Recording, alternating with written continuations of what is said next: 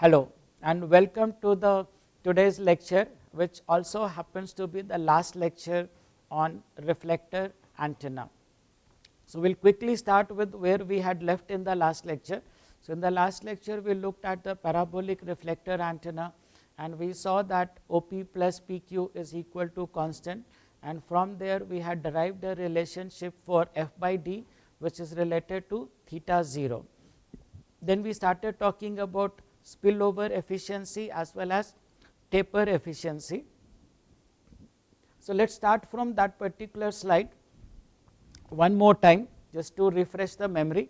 So here we have the two same reflectors, but in this particular case feed has a larger, you can say, uniformity here. You can see that the half power beam width here is relatively larger, over here half power beam width is relatively small, and in this case we had seen that spillover efficiency is relatively good. That means there is a low spillover efficiency, but in this particular case we had seen that there is a low spillover, that means high spillover efficiency, but the taper efficiency was relatively low, and in this particular case we had seen that the taper efficiency is high but spillover efficiency is low because there is a higher spillover.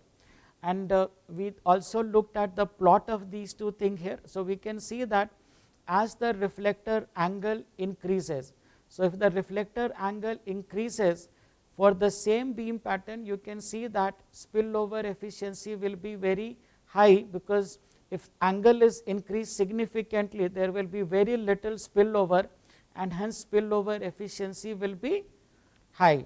And if the theta 0 is very small, that means if the reflector itself is very small, that means it is not going to receive much, and in that case spillover efficiency will be very poor or spillover will be very high. And taper efficiency is reverse of that, and the product of these two, which is sometimes also defined as aperture efficiency, we saw that also, and we saw that the aperture efficiency is product of the two, which starts from a 0, and somewhere in this particular region we can see that efficiency is kind of maximum, and you can see some small correlation also. So this is the half power beam width of the feed horn, and if you look at the line down below here, so the reflector aperture angle is also of the same order. If you look at this here, this is, if it is around 35 degree, you can see that this one here also corresponds for that particular angle, or if the half power beam width is large, then theta 0 also should be large, and that is where you get a relatively maximum aperture efficiency. But now the question comes that these are the aperture efficiency, but we had discussed about many other things. So I just want to tell one more time, even though it is mentioned as aperture efficiency, but this is really product of only two efficiencies, which are spillover efficiency and taper efficiency. So now let us just see what are the other four efficiencies and where do they come from and what are their role. So now this is the next one, here is a phase efficiency. Now where is the phase efficiency coming into picture? So for that to understand, you have to actually go back and look into this figure again here. Now what we assume that this particular thing we have designed it, so when you design it we think about a perfect parabola, right? But when we do the fabrication, now there is a possibility that this particular thing may never be exactly the same. Now just imagine, if suppose if this is a, let us say, a 2 meter dish antenna. Now if it is a 2 meter, that means diameter is 2 meter. Now what is the guarantee that this particular thing will follow exactly the same pattern? There is a possibility that this point may be at this place here, or it may be this place, and the error may be relatively small in the alignment. So over, let us say, the diameter of 2 meter, the possibility of having an error of let us say 1 or 2 centimeter is always there. And now what really happens, suppose instead of this, let us say this particular thing is deformed or manufacturing error is there, so it is somewhere here. So if it is somewhere here, that means now this length will now be up to this point, it will reflect here and then come back. That means now this distance traveled is more compared to the distance traveled where there is a no error, and this larger distance traveled gives rise to the phase error. Now, I want you to recall horn antenna discussion. When we were talking about the horn antenna, what we had seen that the horn antenna, the phase error increases if this whole thing increases, right? Why? Because at this point, which is the reference point, and at this angle we will see that there is an additional phase error. And there also we had mentioned about that if the phase error is about 90 degree, which is what many of the conventional books say, that 90 degree phase error is allowed, but I had mentioned that a 90 degree phase error gives rise to the poor efficiency. In fact, that itself gives efficiency of the order of 50 to 60%, and if you want an efficiency of 70% or more, then the phase error has to be maybe 45 degree or so. And here let us see what is that 90 degree, that is if we go for the maximum one, and 90 degree gives rise to almost efficiency of 0.5 or 0.6. So, 90 degree would actually mean additional length of lambda by 4. And now what we talked about, this was the ideal one, and because of the manufacturing defect it became like this. So, that means the distance travelled will be more. And now suppose if it the error, as I said, even if the error is say about 1 centimeter, so it goes there and reflects back, let us say it reflected back, distance travelled extra is 1 centimeter, you are talking about a 2 meter diameter, 1 centimeter actually is possible, it does happen many a times if you do not do proper fabrication. So, in that case what happens now, let us see if we are working at what frequency. Suppose we are working at, let us say 3 gigahertz. At 3 gigahertz wavelength will be 10 centimeter, lambda by 4 will be 2.5 centimeter. So, this 1 centimeter error will not give rise to too much phase error. So, it is okay. But now think about if we were working at 30 gigahertz. So, at 30 gigahertz wavelength is 1 centimeter, and if you are talking about 1 centimeter additional thing, that means a phase error of 360 degree, and that is definitely not allowed. So, that means at 3 gigahertz that phase deviation whatever was there, that may be allowed, but at higher frequency the dimension tolerances required are very, very strict, and we cannot allow a distance extra of 1 centimeter. In fact, for a 30 gigahertz system, even a 0.25 centimeter will give rise to a 90 degree phase difference, and that will make efficiency straightway from 1 to 0.5, and this 0.5 will get multiplied to the rest of the term. So, the phase error comes mainly because of this particular term here. So, now let us just see what is the next efficiency. The next efficiency is polarization efficiency. This polarization efficiency really depends upon the feed. So, suppose if we have a, let us say linearly polarized thing, so we need to see what is the linearly polarized component in one plane and in the other plane. So, if you can design a good linearly polarized antenna, or if it is a circularly polarized, we need to actually see that it should have a good LHCP and not a good RHCP. Okay. So, the separation between LHCP and RHCP should be minimum 20 dB in the operating beam width. Then let us see what are the next efficiency. The next efficiency is blockage efficiency. So, let us see what that comes from. So, blockage efficiency come from, let us say now this feed which is radiating, the beam goes over here and reflects back. So, this particular portion of the feed will block the radiation going in the far away distance. So, basically, and this area is the where we have the maximum radiation which is coming back over here and which is getting blocked, and since it is getting blocked, that means efficiency will get poor. So, it is always an advisable thing that try to design an antenna, feed antenna, which has a relatively smaller aperture here, then it will have a relatively less blockage, and in that case we can have very good efficiency. So, in fact, to reduce the blockage, many a times people do not use prime focus feed, but they actually use a offset feed. So, instead of putting the feed over here, feed is actually put over here, and this has to be designed in a different way, so that when the feed is put over here, it goes like this, and all the rays come out in parallel, and the blockage in that case will be close to 0. So over here blockage will really depend upon the block by the horn antenna or microstrip antenna or helical antenna or whatever antenna we have used over here.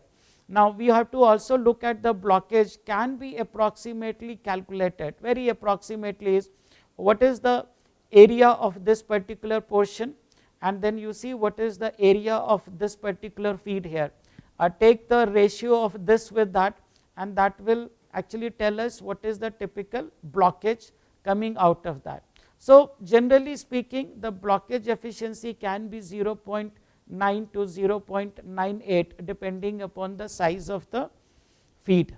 Then comes the last one, which is known as a random error efficiency, which is epsilon r.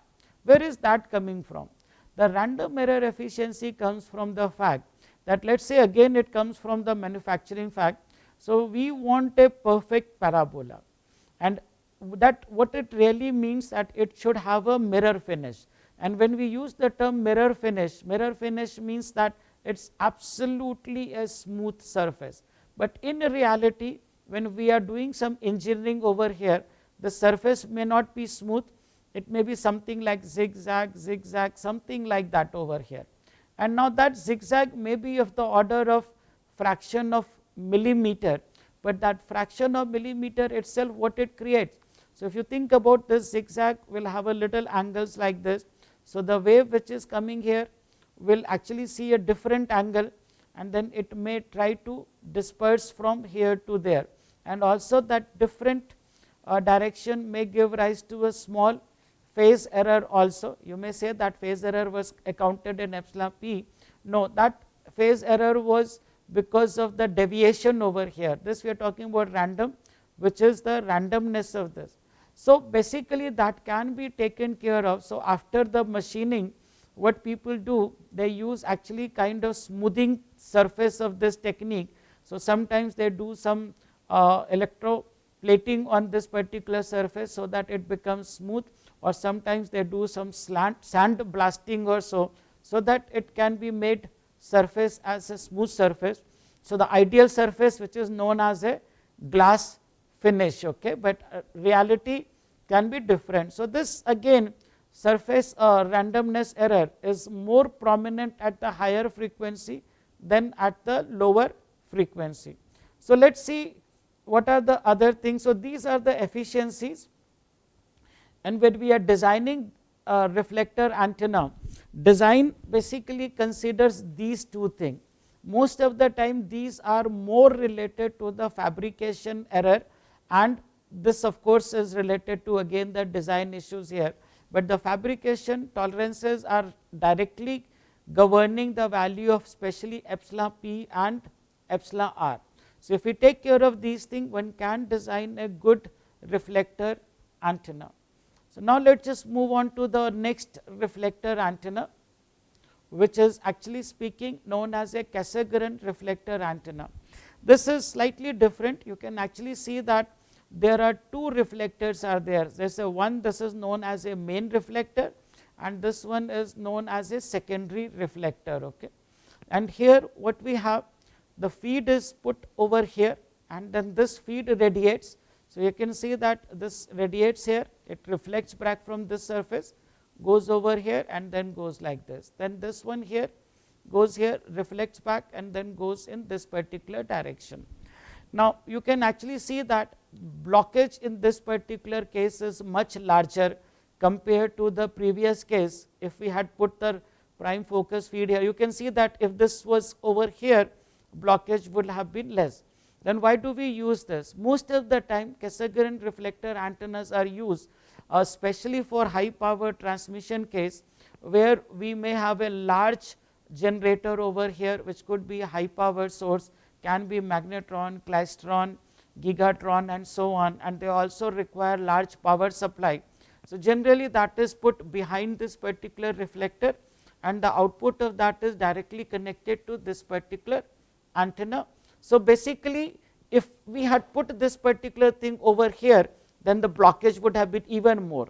Now alternatively, one can think that why not we put this entire thing, use a waveguide feed and then connect over here. The problem with that is that since we are transmitting a very high power, and even a waveguide will have some losses from this point to this point over here, and those losses also will be relatively more, and also for high power a heating of waveguide can also take place, which may require some cooling. All of that thing can be taken care in this particular fashion here. Now beside this Cassegrain reflector antenna, there are many other configurations are also possible. I did mention about offset reflector antenna. In fact, many a times you might have seen, for example, all these dish TV antenna which receive the signal, and these days they typically work on the frequency band of 11 gigahertz roundabout. So when they are receiving that signal, and if you see that particular thing, a dish actually has an offset feed, and this is, let's say, pointed towards the satellite, and this is the offset feed. The things which are reflected back, signal coming from the satellite reflects back, focus at this offset feed. That is the one of the thing. Then the another one which is actually very popular, that is known as a cylindrical parabola reflector. In fact, the cylindrical parabola reflector shape is something like this here. Okay, so it has a part of the cylindrical shape, but this is a parabola.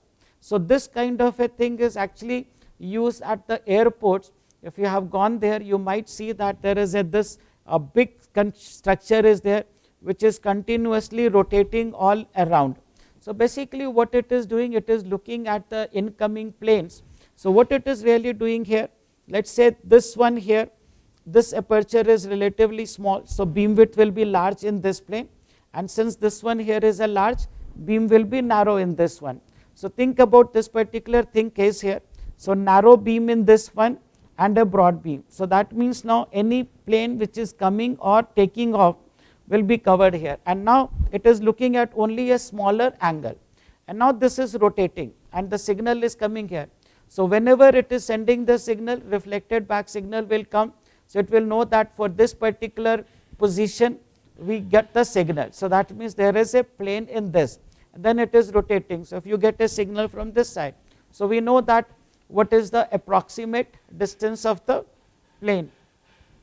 Of course, in more complicated configurations where they want to know even this particular height here, so there they use multiple arrays of antennas.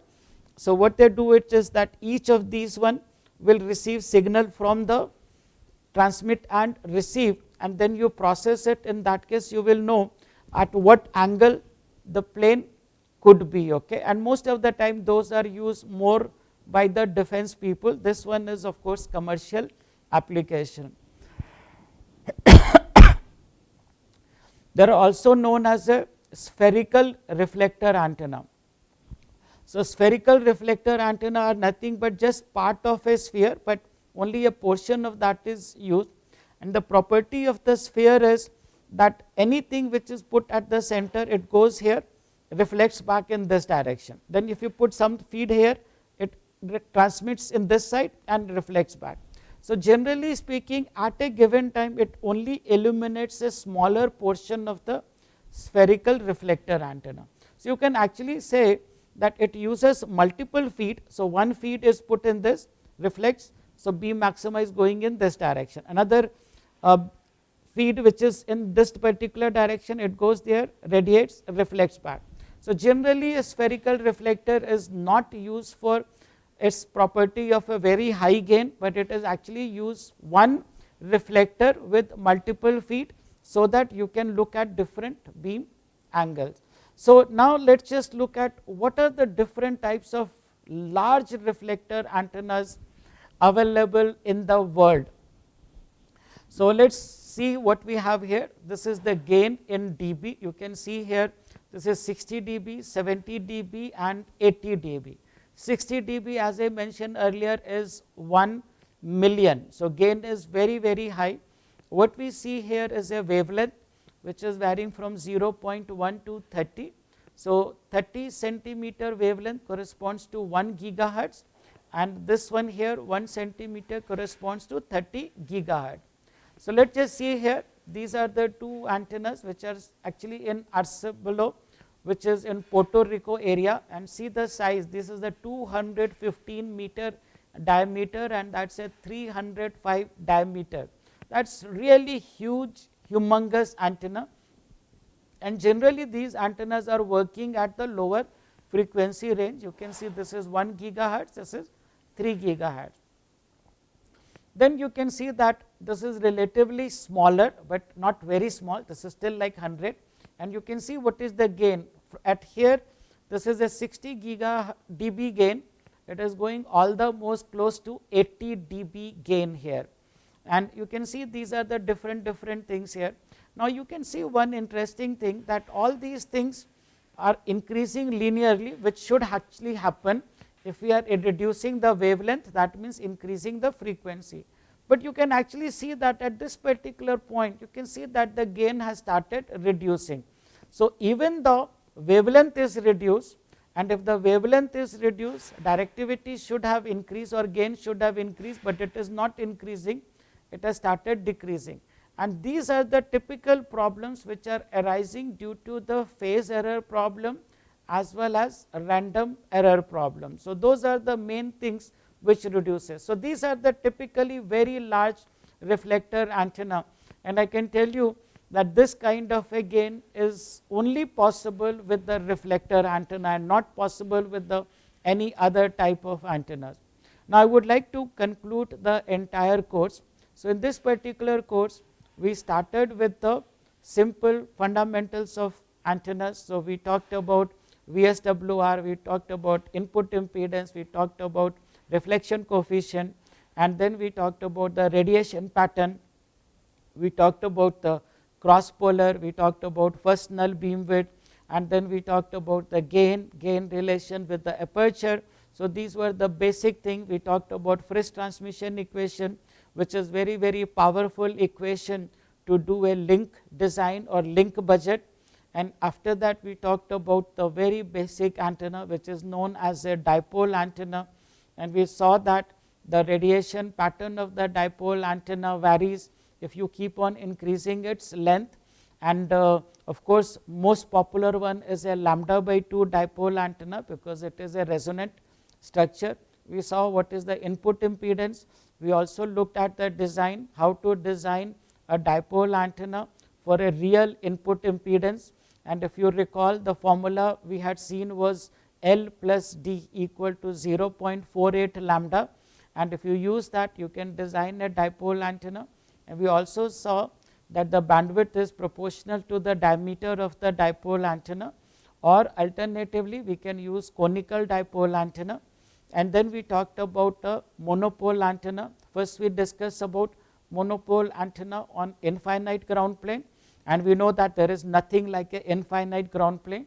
And then we talked about monopole antenna on finite ground plane, and there we saw that the finite ground plane plays very important role, and the size of the ground plane really speaking controls the input impedance of the monopole antenna and also the gain of the monopole antenna and radiation pattern.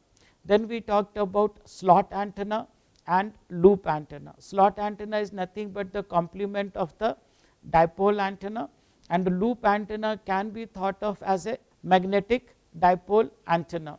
And we had also mentioned that majority of the time we use loop antenna which are smaller in size, and we generally don't use large loop antenna. After that we talked about linear and planar arrays. So in the linear arrays we initially talked about uniform amplitude distribution, and then we saw different characteristics. So we saw how to calculate the radiation pattern, how to calculate side lobe levels, how to calculate first null beam width, and so on and so forth. And then from there we went to talked about uniform, from uniform distribution to non-uniform distribution. So we saw that there is a triangular distribution, cosine distribution, cosine square distribution, and basically by using these distribution we could actually improve the side lobe level, and Of course, side lobe levels reduced, but gain reduced slightly. After that, we talked about planar array, and we saw that how we can control the beam width in both the plane E plane as well as H plane. After that, we talked in length about microstrip antenna. The reason for that is microstrip antennas are becoming very, very popular. They are replacing many conventional antennas, and that is why there has been a lot of focus on microstrip antenna. So we talked about several different things in the microstrip antenna. We started with the basic configuration like rectangular, circular, triangular shape. Then we talked about broadband microstrip antenna, and whereby adding parasitic elements in the planar dimension or in the vertical dimension or both planar and vertical, we could increase the bandwidth from typically 2 to 5% to all the way to 20%, 30% or even more. Then we also talked about circularly polarized microstrip antenna, we talked about compact microstrip antenna, we talked about multi-band microstrip antenna, and after that we concluded microstrip antenna with various microstrip antenna array configuration. After that, we talked about helical antenna, and we looked at two different modes of helical antenna, normal mode and axial mode. And generally speaking, normal mode is a nice replacement of a monopole antenna, and the axial mode helical antennas are generally used for circularly polarized antenna configurations. And then we talked about horn antenna, and we emphasized that the phase error of 90 degree and 135 degree is not acceptable, and in general you should design for a phase error of maybe 45 degree and not more than that. And after the horn antenna, we talked about Yagi-Uda and log periodic antenna, and we saw that Yagi-Uda antennas are generally used for high gain application, and log periodic antennas are generally used for broadband application. And nowadays lot of research is going on where people are combining the benefits of Yagi-Uda and log periodic antenna. So that's a very good research topic, you can look into that also. And then we concluded the whole thing by covering reflector antenna. So where we talked about the plane reflector antenna, we talked about corner reflector antenna, and we talked about the parabolic reflector antenna. Now I also want to tell you that there are many other types of antennas are also there. For example, as a lens antennas are there are spiral antennas are there, and many other things. But in this particular course, it was not possible to cover each and everything. I actually felt that it is better that we understand few antennas in depth, and then once you have understood some of the antennas properly, you can apply the same concept to understand other types of antennas. So from my side, I tried to give you also the practical part of it. Generally speaking, the emphasis was on the design of the antenna. In fact, our Prime Minister has been emphasizing Make in India. In fact, I have actually added a line before that, before Make in India to happen, it has to be design in India. So until unless we do design in India, what are we going to make in India? So that was the whole crux of my course, that focus was on the design of the antenna. We'll also show you some practical antennas in our lab, and we'll show you how we do the measurement of some of the antenna parameter. So with that, best of luck. I hope you enjoyed the course on antennas, and hopefully you design your own antennas, fabricate your own antennas, and these antennas are required by all the, you can say, telecom industry, they are required by the space industry, these are required by the hobbyist also, and this is big way required by the defense industry. So all the best, and have a nice time in designing these antennas. Bye.